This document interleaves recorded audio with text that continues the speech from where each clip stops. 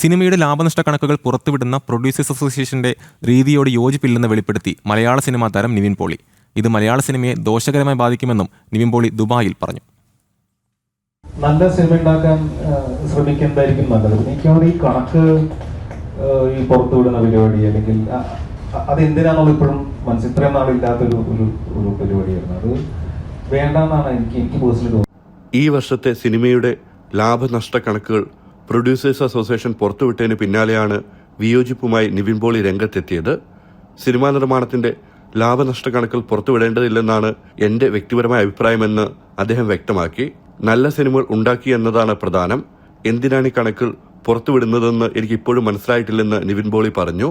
നമ്മളെല്ലാവരും ഒരുമിച്ച് ഫ്രെറ്റർണിറ്റിനെ മുമ്പോട്ട് കൊണ്ടുപോകാൻ ശ്രമിക്കുമ്പോൾ ഇങ്ങനത്തെ പരിപാടികൾ ഒരു ഇൻവെസ്റ്റേഴ്സ് വരാനോ അല്ലെങ്കിൽ ഇതിനെല്ലാത്തിനും ബുദ്ധിമുട്ടായിട്ട് തോന്നി. ഇപ്പം എല്ലാ ബിസിനസ്സിലും കയറ്റങ്ങൾ, ഇറക്കങ്ങൾ, പ്രോഫിറ്റ്, ലോസ് ഉണ്ട്.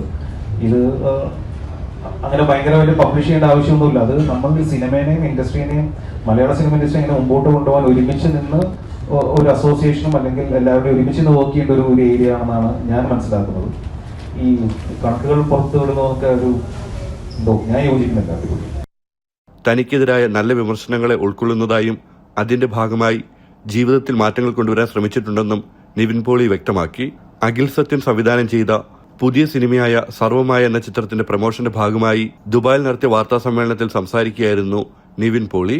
അഖിൽ സത്യൻ, നടി റിയ ഷിബു, നിർമ്മാതാവ് രാജീവ് മേനോൻ, കണ്ണൻ രവി എന്നിവരും വാർത്താ സമ്മേളനത്തിൽ പങ്കെടുത്തു. ജനം, ദുബായ്.